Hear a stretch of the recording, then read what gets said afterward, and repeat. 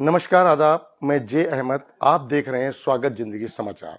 इस समय मैं मौजूद हूं रुद्रपुर के पूर्व विधायक राजकुमार ठुकराल के निवास पर, जो कि ठुकराल साहब को हर इंसान जानता है कि वो किस तरह के हैं। वो अपनी पहचान के मोहताज नहीं है।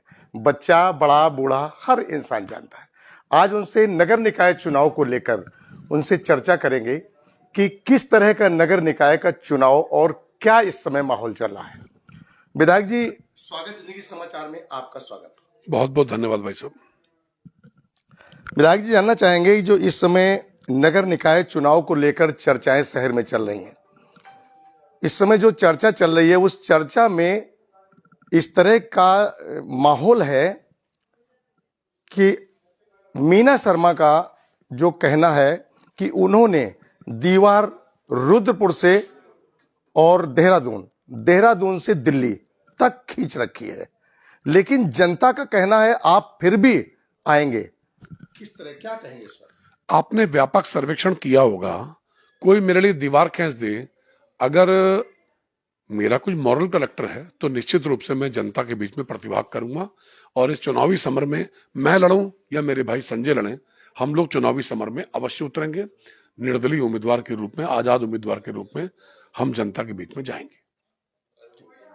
नगर निकाय चुनाव को लेकर संशय बना हुआ है शहर के अंदर कि विधायक राजकुमार ठुकराल लड़ेंगे या संजय भाई साहब लड़ेंगे। ये अभी निश्चित नहीं होता है। लोग कहते हैं कि ये कंफर्म नहीं हुआ है। वो चीज जनता जानना चाहती है कि आप क्या कुछ करने वाले हैं। देखो, कुछ प्लानिंग का हिस्सा होता है। हम दोनों भाइयों में कोई भी चुनावी समर में उतरेगा, कोई मतभेद नहीं, कुछ नहीं, लेकिन दोनों भाइयों में से एक ना एक हम लोग निर्दलीय प्रत्याशी के रूप में चुनाव लड़ेंगे। कंफर्म हुआ ये।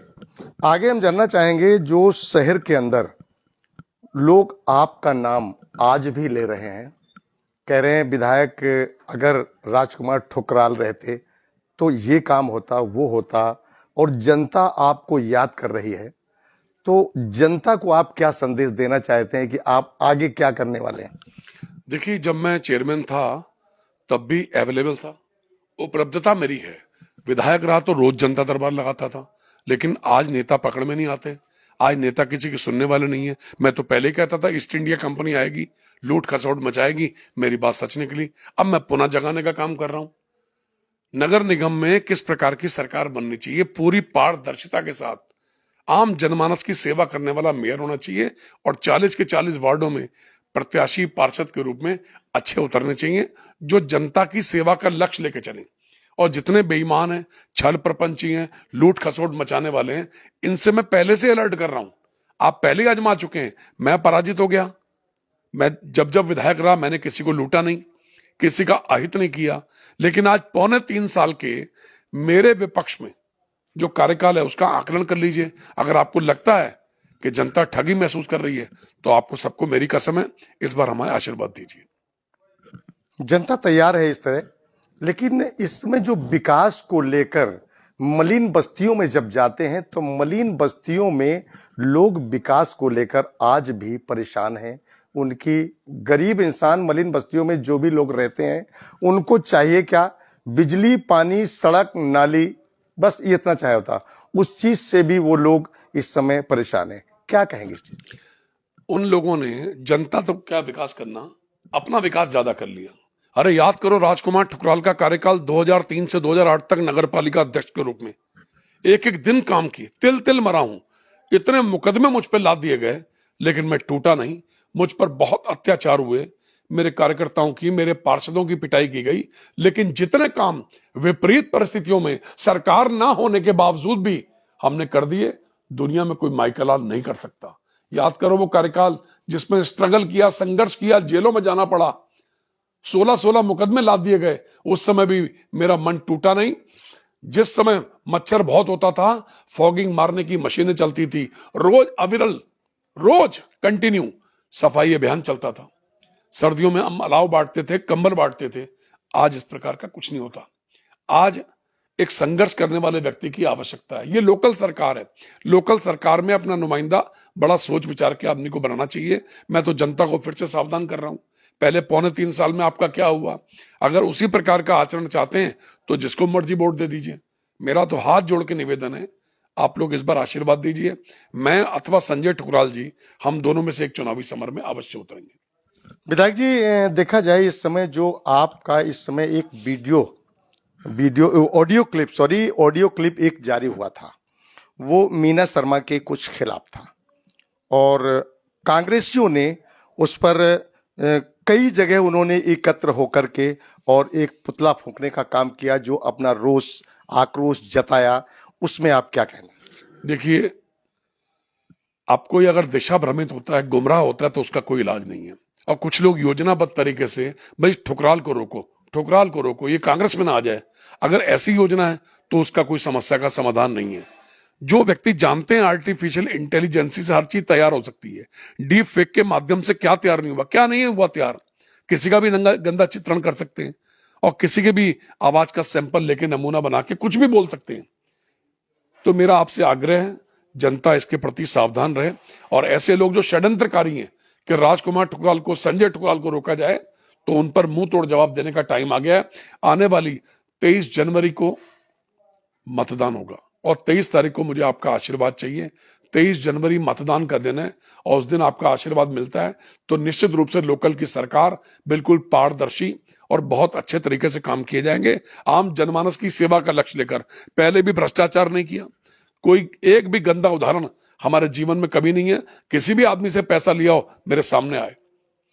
नगर पालिका अध्यक्ष या विधायक के रूप में विपरीत परिस्थितियों में सरकार मेरे खिलाफ होते हुए भी 1200 से अधिक निर्माण कार्यों के शिलापट मेरे लगे 2003 से 2008 तक। अरे विपरीत परिस्थितियों में काम करके दिखाओ, आपकी सरकारें हैं, दोनों बार आपका मेयर बनाया।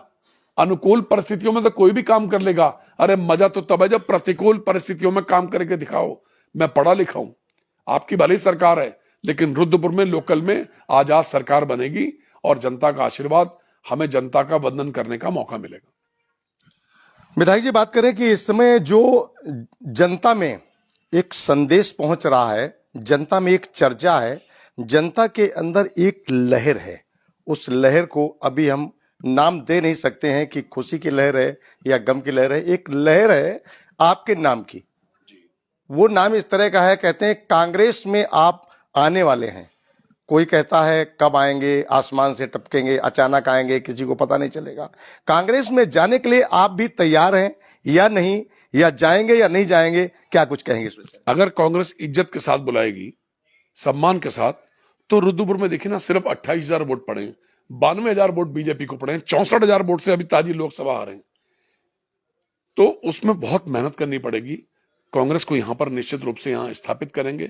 अगर कांग्रेस साथ सम्मान बुलाती है तो कांग्रेस से लड़ेंगे, नहीं तो आजाद तो हमें चुनाव लड़ना ही लड़ना।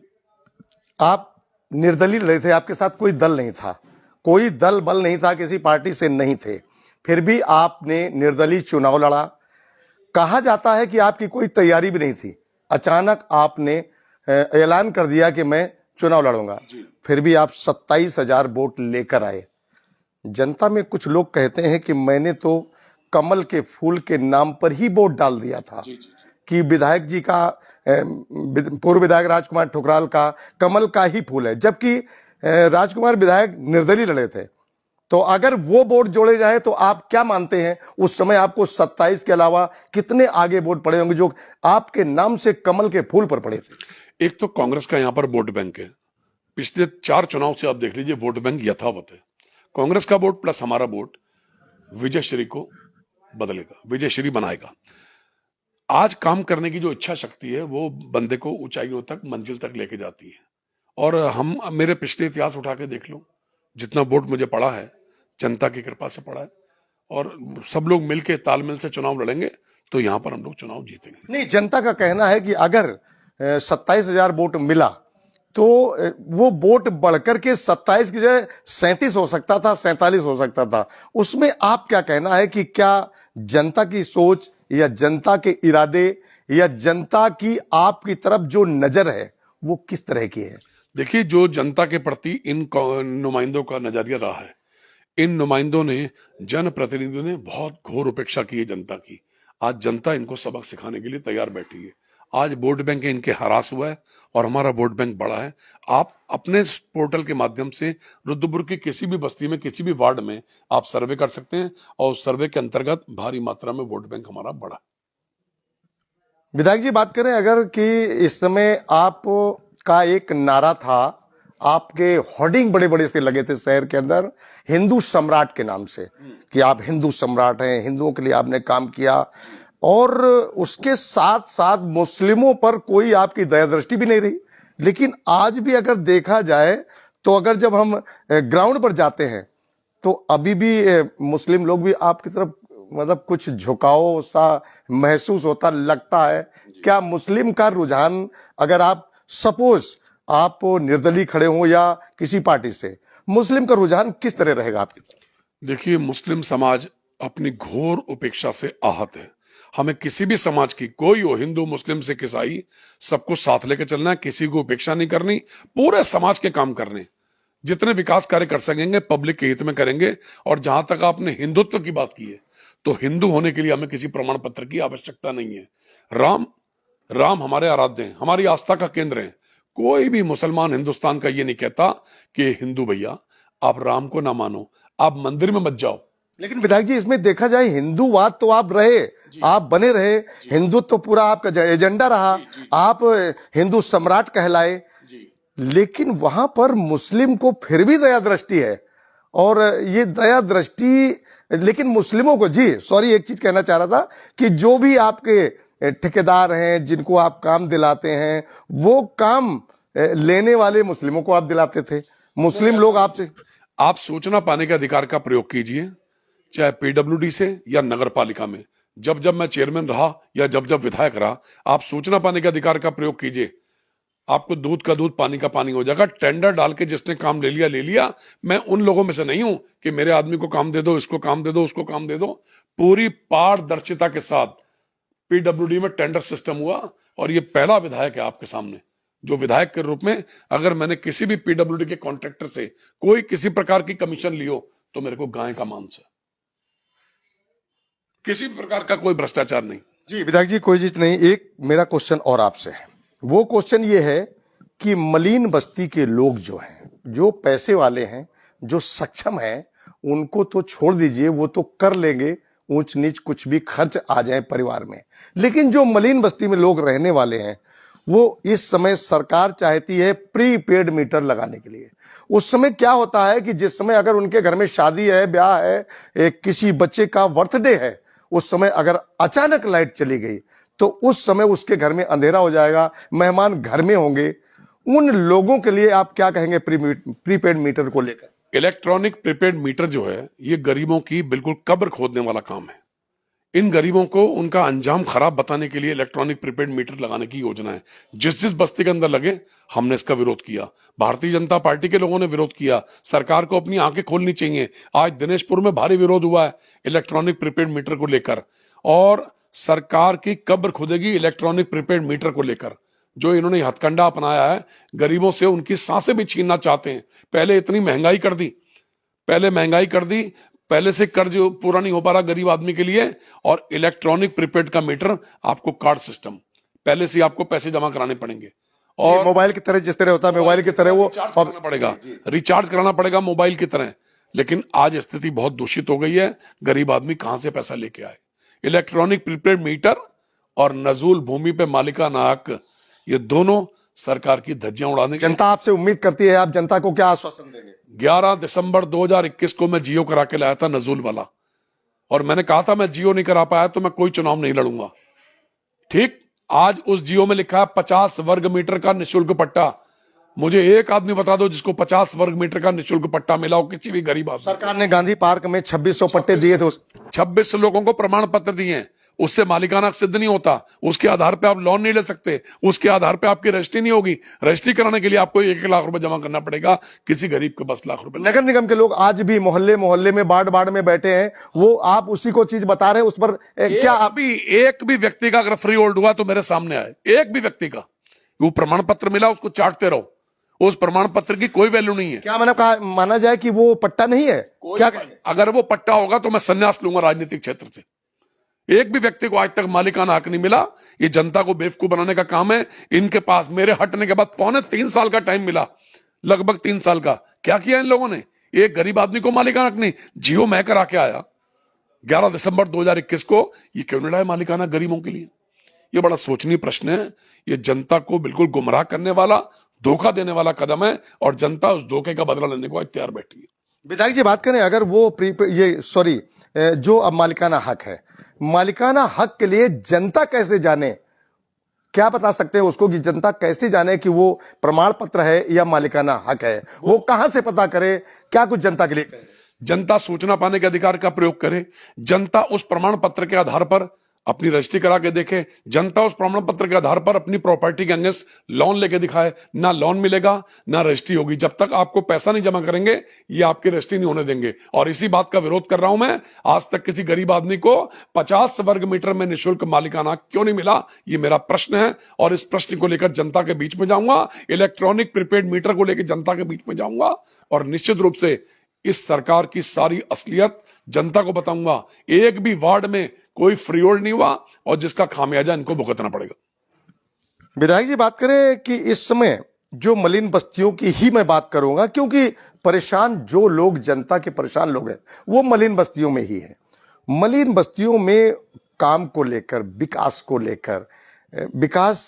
लेकर परेशान है।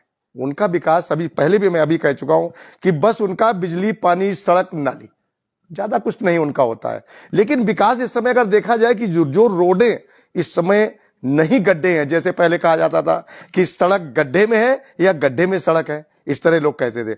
आज जो सड़क में गड्ढे नहीं भी हैं, वो भी ज्यादा विकास हो रहा है। क्या कहेंगे उसको लेकर? पिछली प्रेस वार्ता में मैंने मामला उठाया था। ये काशीपुर बाईपास, किच्छा बाईपास मैं लेके आया था, और मैंने सड़कें बनवाई थी। महामंडलेश्वर स्वामी धर्मदेव जी ने सिटी क्लब के सामने नारियल तोड़ के उद्घाटन किया था, और मेरे द्वारा झील के पास जो ट्रांजिट कैंप को मोड़ जा रहा है, वहां पर सड़क का उद्घाटन किया गया था। जो सड़क बहुत अच्छी बनी हुई है, उस पर पीडब्ल्यूडी डिपार्टमेंट को क्या जरूरत है? मात्र कमीशन का खेल है। मात्र कमीशन के चलते आज जिलाधिकारी महोदय ने उसकी जांच बैठा दी है। अरे शर्म आनी चाहिए ऐसे नेताओं को। जो ट्रांजिट कैंप में 1 किलोमीटर सड़क मेरे द्वारा बनाई गई, चामुंडा मंदिर शिवनगर से लेकर और कृष्णा कॉलोनी मोड़ तक 1 kilometre road, national highway style में 3 फुट गहरे गड्ढे थे, सबको भर के आज 1 किलोमीटर रोड मैंने बनाई है। इसके अलावा किसी ने 1 इंच भी रोड नहीं बनाई है। सड़कें ऐसी बनाओ। देखिए ना, बिंदु खड़ा को जाने वाले मार्ग का क्या हाल है। जितनी जर्जर सड़कें हैं उसकी तरफ ध्यान दो। जो पहले से ही अच्छी बनी हुई हैं उस पर लेयर डाल रहे हो, तो जिलाधिकारी ने उसकी जांच बैठा दी है। भारतीय जनता पार्टी की सरकार है। काम तो रुद्रपुर में विधायक जी हुआ है। क्या हुआ है? सबसे बड़ा जो काम था रुद्रपुर के शहर के, आज एक भारतीय जनता पार्टी का पदाधिकारी कहता है कि जो सबसे बड़ा काम था रुद्रपुर का, जो टंचिंग ग्राउंड में जो कूड़े का ढेर, पहाड़, जो हमारे नैनीताल में पहाड़ है, उस तरह का पहाड़ था, वो पहाड़ को हटा दिया। वही से सरकार बैठा उस पहाड़ को लेकर क्या? नहीं, बिल्कुल नहीं। एनजीटी में राम बाबू वाल्मीकि पूर्व सभासद, पूर्व पार्षद गए दिल्ली, और एनजीटी का प्रेशर ऐसा कि आदमी खोखला हो जाता है। सरकार भी डरती है एनजीटी से, और अधिकारी भी डरते हैं। जब एनजीटी में राम बाबू वाल्मीकि गए, तब वहां से जब आदेश हुआ तो जिला प्रशासन हरकत में आया, और नगर निगम प्रशासन के एमएनए साहब हरकत में आए, तब ये कूड़े का ढेर हटा। ये किसी सरकार की कृपा से या किसी नेता की कृपा से। लेकिन इसका कोई बीजेपी का नेता जो भी रुद्रपुर का इस समय, क्या उनको किसी के इसका श्रेय नहीं जाता? बिल्कुल कोई, ये तो श्रेय लेने का कोई अधिकार नहीं है। अरे जो गांधी पार्क को बेच रहे हैं दलाल, जिनसे मैंने गांधी पार्क को बचाया और जिनसे मैंने राजकीय उद्यान फार्म बचाया, ये जो आज कूड़े घर की आप बात कर रहे हो, ये वास्तव में अगर हटा है तो एनजीटी के डर से हटा है। दिल्ली एनजीटी, जिसमें जाने का मतलब अधिकारी के प्राण सूखने। कोई सरकार नहीं है लोकल में नगर निगम प्रशासन की। यहां सरकार थी तो जिलाधिकारी। लेकिन इस समय प्रशंसा तो जनता तो प्रशंसा करेगी, क्योंकि जनता तो जानती है कि किसने हटाया। सरकार में जो लोग बैठे हैं वो हटाया, हट गया, जनता जानती है। इसका जवाब मैं अगली प्रेस कॉन्फ्रेंस में दूंगा। एनजीटी के डर के चलते, राम बाबू वाल्मीकि के भय के चलते ये जिला अधिकारी और ये एमएनए हरकत में आए। इन दोनों अधिकारियों की वजह से हटा। किसी सरकार का कोई इसमें वो नहीं है, किसी भी बीजेपी के कार्यकर्ता का उसमें कोई नहीं है। ये बीजेपी के नुमाइंदे जो झूठे, शर्म आनी चाहिए इनको, एक भी उपलब्धि नहीं है। अरे जैसे मैं तहसील लाया, रजिस्ट्रार ऑफिस लाया, मंडी लेके आया, इसकी अप्रूवल कराई, ट्रांसपोर्ट नगर की, ऐसे सैकड़ों काम कराए, कोई एक भी तो उपलब्धि बताओ। आज रिंग रोड है, 8 साल पहले 9 साल पहले रिंग रोड का जन्म हुआ था, उस समय तो इन्होंने जन्म भी नहीं लिया था। झूठा श्रेय लेना चाहते हैं, शर्म आनी चाहिए ऐसे लोगों को। कोई विकास कार्य नहीं कर रहे और झूठा श्रेय लेने के लिए आप आतुर रहते हैं। विधायक जी, बात करें कि शहर के अंदर सारे काम अच्छे आप भी देखें, आपके भी संज्ञान में है। इस समय अगर देखा जाए तो रोडों पर, रुद्रपुर के आसपास की ही मैं बात करूंगा कि रोडों पर जो गाड़ियां पार्किंग होती है, जगह नहीं रहती है, लोगों निकलने की जगह नहीं होती है, एक्सीडेंट होने का ग्राफ बढ़ता जा रहा है। आपने कई बार देखा, अभी एक टुक टुक में 5 लोगों की मतलब हत्या हुई, 4 लोग थे, सॉरी 4 लोग थे। तो ऐसे एक्सीडेंट की जो संख्या बढ़ रही है, शहर में किनारे किनारे रोडों पे पार्किंग हो जाती है, उसको लेकर आप क्या कहें? देखिए, मेरा तो ये मानना है, जो पार्किंग स्पॉट है, जिस दिन सड़क का चौड़ीकरण होगा उस दिन क्या होगा? पार्किंग स्पॉट मैंने जगह 3 बताई हैं। Irrigation department, Sibal cinema hall के सामने, और काशीपुर रोड पर आज भी 12 एकड़ फ्री पड़ी है, कॉर्नर का प्लाट है, ट्रेनिंग सेंटर को जाने वाले मार्ग पर, और काशीपुर हाईवे पे गल्ला मंडी के सामने बनाइए ना, वहां अंडरग्राउंड पार्किंग हो और ऊपर मल्टीपर्पज मार्केटिंग कॉम्प्लेक्स बनाया जाए। अरे छुड़वाओ ना सिब्बल सिनेमा हॉल की जगह, माफियाओं के चुंगल में जो लोग रुद्रपुर क्लब बनाकर और कोर्ट को गुमराह कर रहे हैं, उनसे छुड़ाओ माफियाओं से। क्यों? क्योंकि उसमें आपका भी इन्वॉल्वमेंट है। जमीनों पर गिद्ध दृष्टि किसकी है? ये सब लोग सावधान होंगे, शहर के लोग, और इनको मुंह तोड़ जवाब देंगे। आने वाला समय अभी आपको बताएगा। विधायक जी, बात करें एक चीज जो आपकी दहाड़ को आज भी जनता याद करती है, क्या कहेंगे आप? G20 में जो लोहिया मार्केट उजड़ी थी, उस मार्केट को अभी निगम ने बनाया है कि बेंडिंग जोन के नाम से वो जगह बनाई गई, दुकानें बनाई गई। उन दुकानों पर उन गरीबों को जो उजड़े थे, उस पर कुछ चार्ज रखा गया है कि 7 लाख, 8 लाख या 11 लाख चर्चाओं में आता है। क्या कुछ है? आप विधायक हैं, विधायक रहे हैं, तो आपको ज्यादा जानकारी है, जनता सुनना चाहती है, दर्शक आपको देख रहे हैं, क्या कुछ कहेंगे उस विषय में? मैं सिर्फ इतना कहना चाहता हूं, जब आपने वहां सड़क का चौड़ीकरण नहीं किया तो गरीबों को क्यों उजाड़ा? और गरीबों को उजाड़ा तो उनको आगे वेंडिंग जोन में जगह क्यों नहीं मिली? आज जो वेंडिंग जोन है, जिसके बारे में आप कहते थे दीपावली से पहले पहले सबको जोन आवंटित हो जाएगा, अभी तक नहीं मिला। अब आप 6 लाख और 8 लाख की बात करते हैं। अरे जितनी उसमें लागत आई उतने पैसे लीजिए, और आज अब आचार संहिता प्रभावी होने वाली है। ऐसे पैसे होने के बावजूद विधायक जी, उसमें यह है कि वो पैसे तो पड़ेंगे, और उसके बावजूद क्या होगा कि उनको चार्ज पर मंथ का देना होगा। नहीं, देखो, मंथली वो तो नगर पालिका, नगर निगम के किराएदार रहेंगे, लेकिन जो उसकी लागत है उतने पैसे लिए जाएं बस। दोस्तों, विधायक जी को इस समय कहीं जाना है, उनको बड़ी मुश्किल से मैंने समय लिया। बने रहिए स्वागत जिंदगी के साथ। मैं जे अहमद।